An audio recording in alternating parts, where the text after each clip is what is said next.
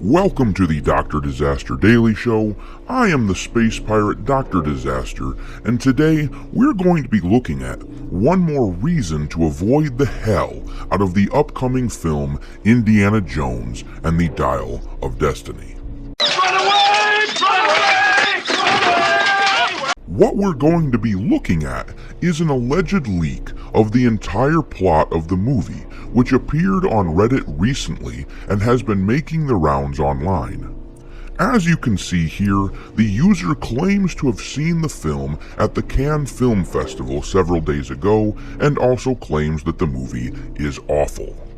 It goes without saying that there is virtually no way to know for sure if this leak is correct, but considering the fact that the film was brought to us by the same brilliant minds who brought us the Star Wars sequel trilogy, well, I'm inclined to believe them. Why are you the way that you are? We are going to dig into these supposed spoilers, but before we go any further, here is the obligatory spoiler alert. If you don't want to have the movie potentially spoiled, step away now and come back after you've seen the movie. You have been warned. As I said, we're going to look at the spoilers. Specifically, we will look at the final act of the film where all of our suspicions about the character Helena taking over the role of Indiana Jones comes true. If this ends up being the actual plot of the movie, then Kathleen Kennedy will have beaten one more Lucasfilm franchise into the ground. Stop! Stop! He's already dead!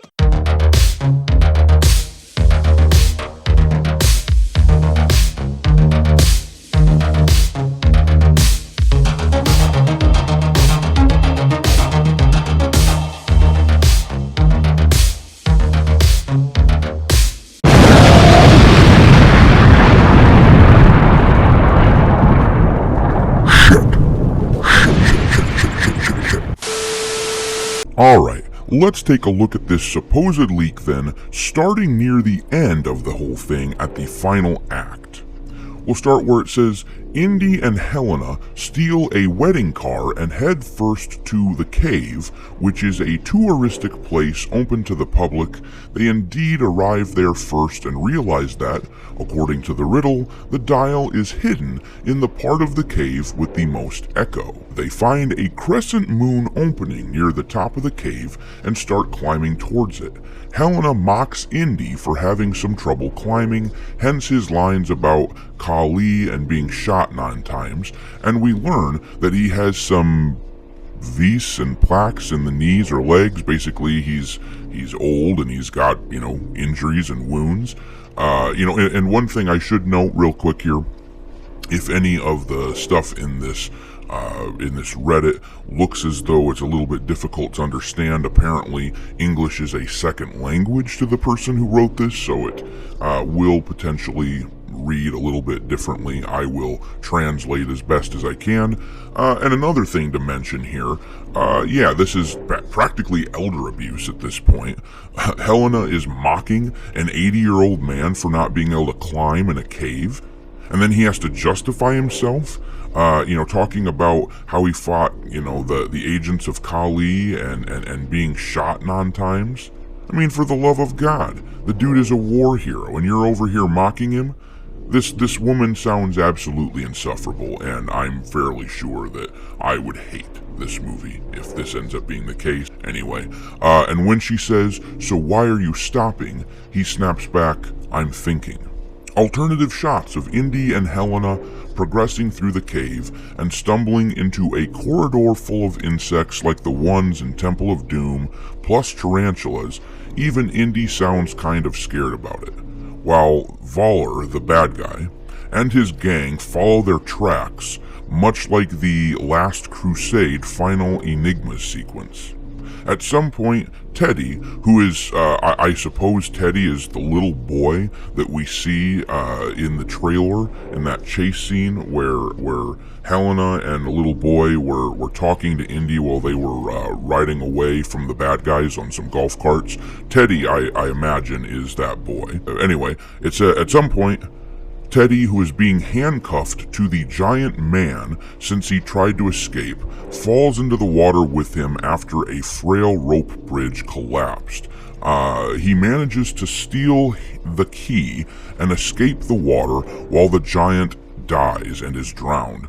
So no Indy fight for him. Of course, it's a trope by now in the Indiana Jones films. There's always some big bad guy who's larger than Indiana Jones, who Indy has to fight.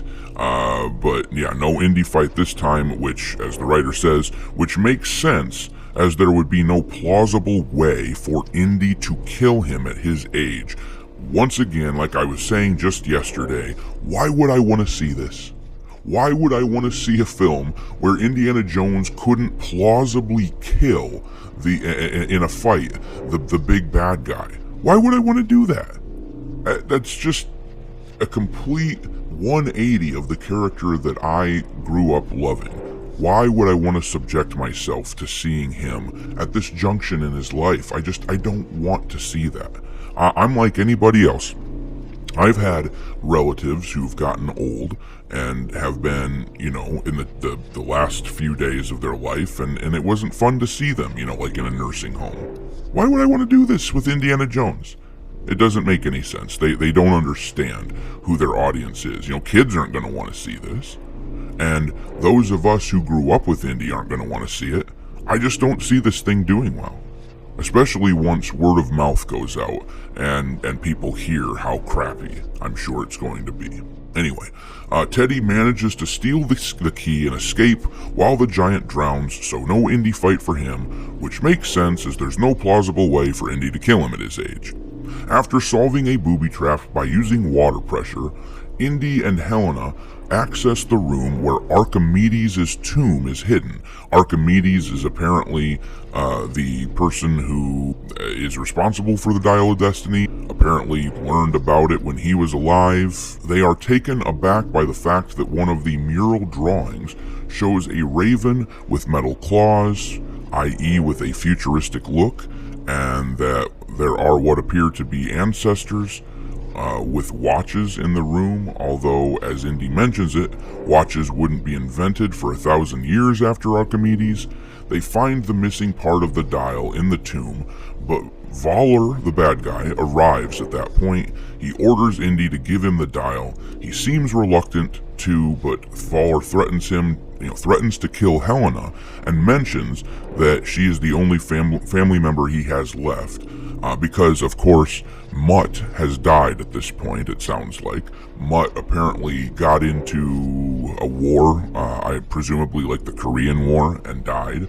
Or maybe Vietnam, I'm not sure. But he was in a war and he died. And apparently Indy and Marion haven't been able to move on since then. So they are on the outs, and apparently they are close to divorce. So that's the context for that. So he mentions that she is the only family member he has left. Indy gives him the dial and he assembles it, but Teddy, who was sneaking into the room, then jumps on Kleber, who is one of the other bad guys, and there's a gunshot scene where Indy uses a gun. He seems to be still good at it, but he gets shot in the shoulder. He is clearly hurt, and Helena wants to save him, but Teddy says, "Let them take him. We'll save him once we're out of here." The bad guys take Indy into a van, heading to the airport where Voller wants to fly with a Nazi plane to the Time Fault, where, while Helena and Teddy chase them on a stolen bike discreetly, Indy is taken aboard the plane. Helena instructs Teddy to try to fly a plane, although he never has before. She then goes on to catch the plane after a bike chase. On board, Indy and Voller have a great exchange. You should have stayed in New York. You should have stayed out of Poland. And Indy asks him who he wants to assassinate to change history and make Germany victorious. The context there being Voller is an American scientist who was a former Nazi. He asks who he would assassinate in order to make Germany victorious. Churchill or Roosevelt. Then Voller tells him he wants to kill Hitler to prevent Germany from invading Poland and committing this big mistake, saying that history is a succession of wars and that you have to be on the victor's side. As he calculates the coordinates from the dial into the time vault, and that they come dangerously close and there's a few seconds left, Indy tells him that Archimedes didn't know about the continents moving, and thus they can't be heading back to August 20th, 1939. Indy starts laughing almost hysterically, which makes Voller doubt his decision, and he tries to stop it at the last minute, but they're drawn into the time vault, along with Teddy's plane behind. Voller erupts in triumph as he thinks they just arrived in Sicily in 1939, before realizing that they are in Sicily but 2,000 years before, precisely during the Roman siege of Syracuse. With a lot of boats, arrows, catapults, and stuff. In Sicily, we see Archimedes trying to complete the dial when his assistant tells him that, quote, dragons, end quote, have arrived. The two planes, of course. They head outside in amazement while the city is under siege. Kleber shoots frantically with his gun and then his machine gun at the ships and other soldiers, calling them savages. On the plane, Helena drops several bad guys out of the airplane by activating a switch that opens up the ground. As the plane is getting hit by lances, Indy manages to untie his ropes with a lance nearby and get free. He then stumbles upon Helena and gives her a parachute. Voller tries to get it from them until he is disarmed. Helena and Indy jump with the parachute, while Voller and Kleber crash with the plane, and they die. This sounds like a very awkward sequence of events. It's extremely out of left field. I don't think it's anything that I would be interested in seeing, but the worst is still to come. On the ground, Indy is in awe of what he is witnessing, like a little boy seeing his dream come true.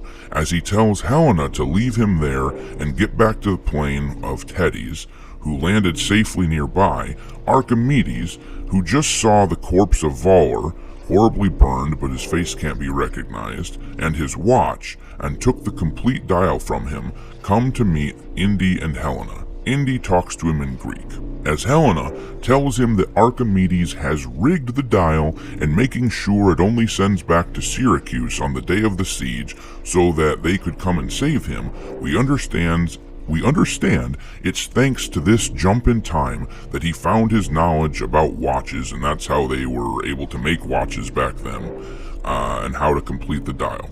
Helena desperately tries to convince Indy to get back to the present with him. This is the really, really terrible sounding part. Helena desperately tries to convince Indy to go back and tells him he would change the course of history by staying, but he refuses to listen to her, and then she makes the heroic decision here in the film, and after he says there's nothing for him waiting for him in 1969, she then punches him and the screen fades to black. She knocks him out with one punch and makes the heroic decision to get the hell out of there. Yeah, this is everything we feared that the film would be. If this is true, Helena is the new hero. I mean, you might as well just put the damn hat on her.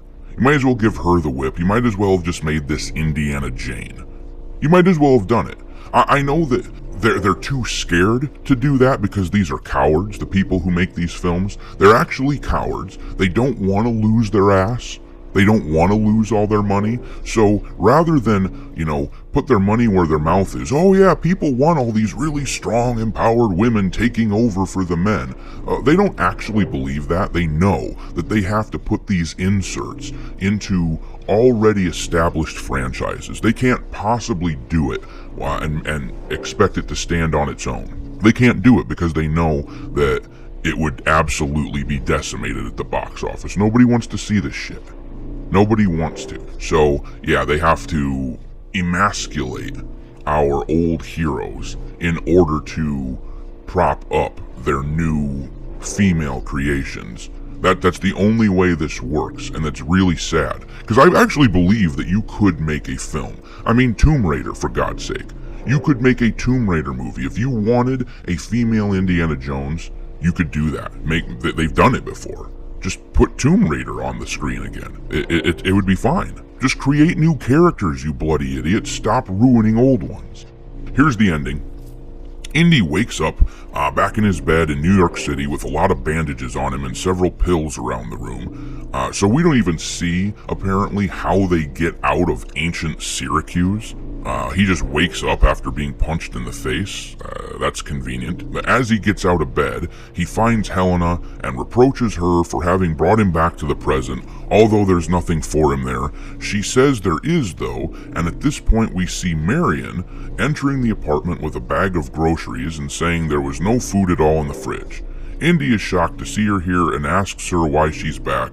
She says she had been told that he returned, and then asks him if he has returned, which means he was also not the same after Mutt's death, i.e. the drinking problems maybe. Teddy and Sala arrive, and Teddy asks for ice cream, but Helena tells him they can go get it outside. He says, well, Marion brought ice cream, and Helena claims the ones outside are better, clearly looking to let Marion and Indy get some intimacy. As they head out, we hear Sala sing the song he sang after being kissed by Marion in Raiders of the Lost Ark. More member berries, because the only way that this film has any traction whatsoever is if they get us all filled with the nostalgia by seeing the fedora again, by seeing Sala again and hearing him sing his song. Otherwise, as badly written as this sounds, that's the only way that this movie is going to work. Then Marion asks Indy if his shoulder hurts, and he asks her back where it hurts, and she says everywhere, meaning emotional pain, except on her elbow. And they reenact that boat scene from Raiders in reverse, with Indy kissing like her elbow and all these other places. Then the camera moves to the balcony of the apartment where we see Indy's hat drawing on a drawing line. The screen reduces into a small circle like in the Tom and Jerry cartoons, circling the hat and appearing to end there just before we see Indy's hand. Can't be sure 100% it was his now that I think back about it, but it would make sense if it was, grabbing the hat back inside the end. I mean, yeah, they definitely, there would be a reason that they would do that, because once again, these are cowards. They know that they can't stand on their own 2 feet with their ideas. They want very much to hand the hat to Helena. They want very much to essentially reboot the franchise with her as the hero, but they don't have the courage to do that. They know that we would eviscerate their efforts, so they won't do it. Or at least they suspect that we would eviscerate them. Now they want to leave it open. If this movie does well and people are applauding them and love Helena, well then maybe if they make billions of dollars on this thing, they'll make her the next Indiana Jones. But chances are it won't work out that way, and chances are many of us will not go and see this piece of crap. I certainly recommend that you avoid it. Thanks for watching, me hearties. If you haven't already, your captain is inviting you to subscribe to the channel and become a part of the crew. Life as a space pirate may not be glamorous, but there's always plenty of booty.